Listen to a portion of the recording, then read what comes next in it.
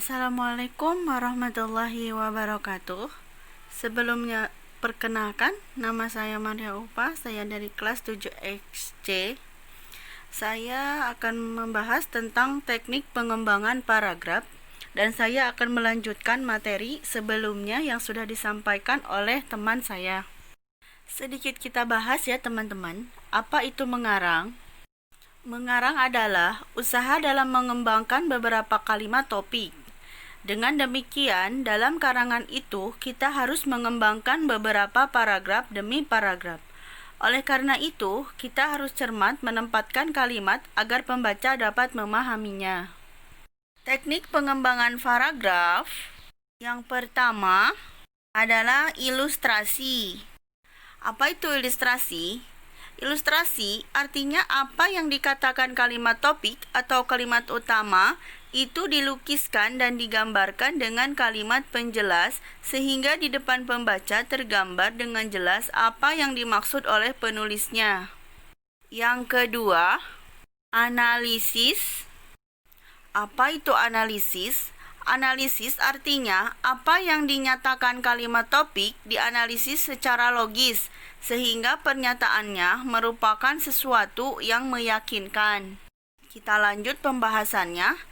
Dalam praktiknya, kedua teknik tersebut dapat terperinci lagi menjadi beberapa cara yang lebih praktis. Di antaranya, yang pertama, teknik yang pertama yakni dengan memberikan contoh atau fakta. Biasanya pembaca senang membaca paragraf-paragraf yang dikembangkan dengan memberikan contoh atau fakta. Sebagai contohnya bisa disimak di bawah ini. Dalam menggunakan cara ini, penulis hendaknya memilih contoh-contoh yang umum. Contoh yang representatif artinya dapat mewakili keadaan yang sebenarnya. Yang kedua, dengan memberikan alasan-alasan. Dalam cara ini, apa yang dinyatakan oleh kalimat topik dianalisis berdasarkan logika. Dibuktikan dengan uraian yang logis dengan menjelaskan sebab-sebab mengapa demikian dapat terjadi. Sebagai contoh bisa disimak.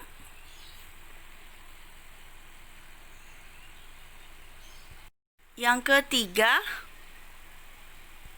ketiga yaitu tekniknya dengan bercerita. Biasanya pengarang mengungkapkan kembali peristiwa-peristiwa yang sedang atau sudah berlalu apabila ia mengembangkan paragraf.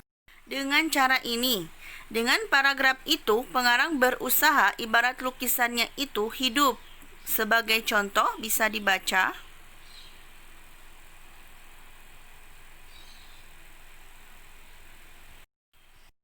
Yang selanjutnya materinya, pembagian teknik pengembangan paragraf. Yang pertama, tekniknya yaitu teknik alamiah. Teknik alamiah merupakan pengembangan paragraf berdasarkan urutan waktu dan ruang. Urutan seperti ini biasanya disebut dengan istilah kronologis. Adapun maksud penyampaian informasi diharapkan memudahkan pembaca. Sebagai contoh, saya lampirkan. Menendang bola dengan sepatu baru dikenalnya sekitar tahun 1977 saat ia baru lulus dari STM Negeri 3 jurusan Teknik Elektro. Yang pertama kali melatihnya adalah klub Halilintar. Dari sini prestasinya terus menanjak hingga kemudian ia dapat bergabung dengan klub Pelita Jaya sampai sekarang. Tahun 1984 ia pernah dipanggil untuk memperkuat PSSI Kemerdekaan Games di Malaysia. Waktu ia dipanggil lagi untuk turnamen di Brunei tahun 1985, ia gagal memenuhinya karena kakinya cedera. Bisa dipahami ya teman-teman dari contoh yang tadi. Nah, yang kedua, pembagian teknik pengembangan paragraf yaitu teknik klimaks dan anti klimaks. Teknik klimaks dimulai dari hal yang gradasinya kurang penting menuju ke hal yang gradasinya sangat penting. Sedangkan anti klimaks dimulai dari informasi yang memiliki gradasi tinggi atau penting menuju informasi yang gradasinya rendah. Sebagai contoh bisa dibaca.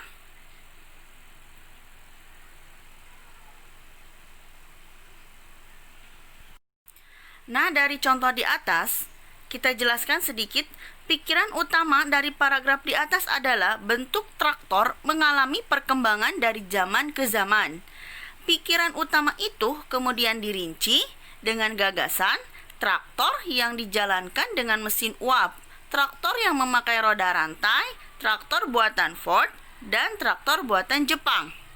Variasi dari klimaks adalah anti-klimaks. Pengembangan dengan anti-klimaks dilakukan dengan cara menguraikan gagasan dari yang paling tinggi kedudukannya, kemudian perlahan-lahan menurunkan gagasan lain yang lebih rendah. Pembagian teknik pengembangan paragraf yang ketiga yaitu teknik umum khusus atau deduktif dan khusus umum yaitu induktif. Teknik umum khusus dimulai dari gagasan utama dan dilanjutkan dengan hal khusus sebagai pengembangannya. Salah satu contoh bisa dibaca. Nah, sudah ada contohnya ya teman-teman di atas. Sedangkan untuk teknik khusus umum dimulai dari hal-hal khusus yang merupakan penjelasan, kemudian disimpulkan menjadi hal atau gagasan umum. Simpulan tersebut merupakan gagasan utama atau pokok pikiran paragraf tersebut. Bisa dibaca ya teman-teman contoh-contohnya.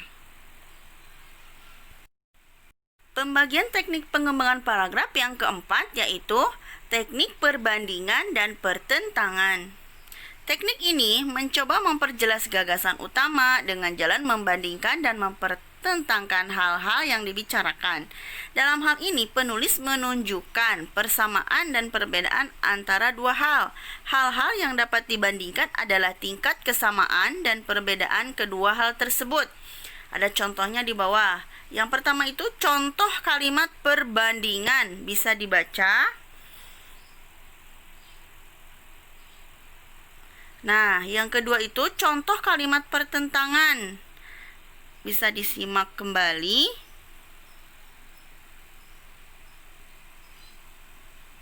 Pembagian teknik pengembangan paragraf yang kelima yakni teknik analogi. Teknik ini digunakan untuk membandingkan sesuatu dengan yang sudah dikenal dan yang kurang dikenal. Tujuannya adalah untuk menjelaskan hal yang kurang dikenal tersebut. Analogi juga biasa dilakukan seseorang dalam membuat simpulan yang didasarkan pada sesuatu yang sudah ada. Akan tetapi, model berpikir analogi ini tidak selalu benar. Untuk itu, dalam karya ilmiah jarang digunakan. Sebagai contohnya bisa dibaca.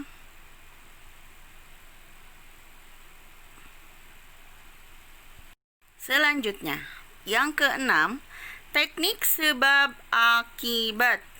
Teknik sebab akibat dapat diwujudkan dengan melihat hubungan antar kalimat dalam paragraf. Hubungan kalimat yang satu dengan yang lain dapat berbentuk sebab akibat. Sebab dapat berfungsi sebagai kalimat utama dan dijelaskan dengan beberapa penyebab sebagai perinciannya, sehingga pembaca mudah memahaminya. Sebagai contoh, seharusnya Indonesia telah menerapkan negara kesejahteraan sejak awal kemerdekaan. Program Jam Sostek baru dimulai pada 1976 sehingga Indonesia tertinggal membentuk tabungan nasional. Padahal Malaysia telah memulainya sejak 1959. Akibatnya, saat krisis melanda Asia pada 1997 atau 1998, Indonesia paling sulit untuk bangkit lagi. Oleh karena itu, Indonesia perlu melakukan reformasi penyelenggaraan program jaminan sosial. Pembagian teknik pengembangan paragraf ketujuh, yakni teknik contoh-contoh. Teknik ini memberikan hal yang konkret yang dapat memberikan bukti atau penjelasan kepada pembaca yang bersifat lebih umum.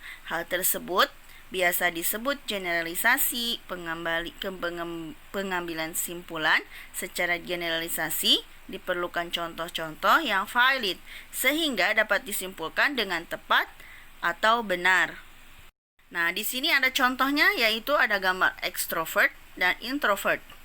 Selain tipe introvert atau sifat manusia yaitu extrovert, tipe ekstrovert yaitu orang-orang yang perhatiannya lebih diarahkan keluar dirinya, kepada orang lain, dan kepada masyarakat.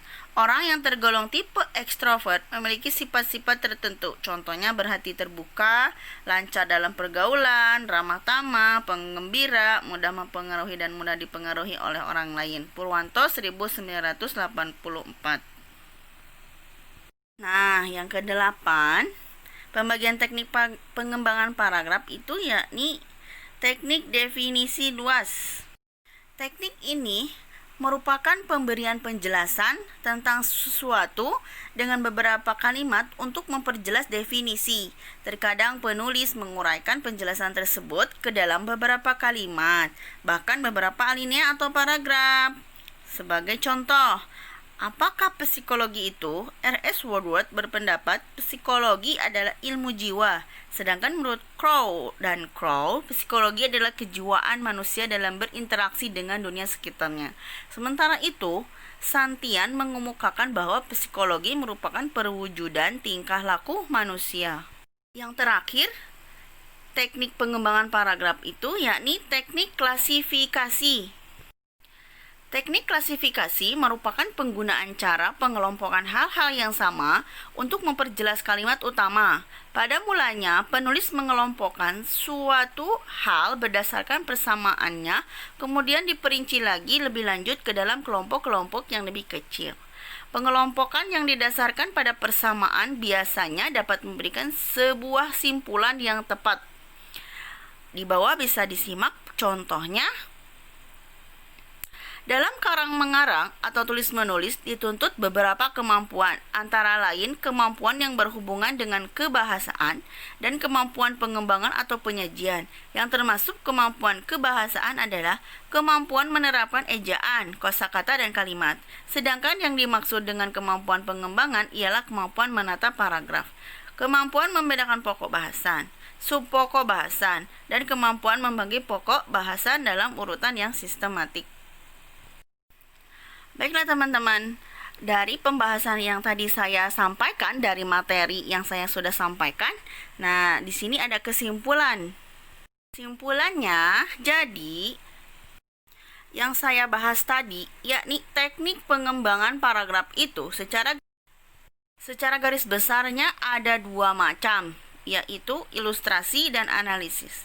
Dan yang kedua, pembagian teknik pengembangan paragraf terbagi atas 9, yakni teknik alamiah, teknik klimaks dan anti klimaks, teknik umum khusus dan khusus umum, teknik perbandingan dan pertentangan, teknik analogi, teknik contoh-contoh, teknik sebab akibat, teknik definisi luas, dan teknik klasifikasi.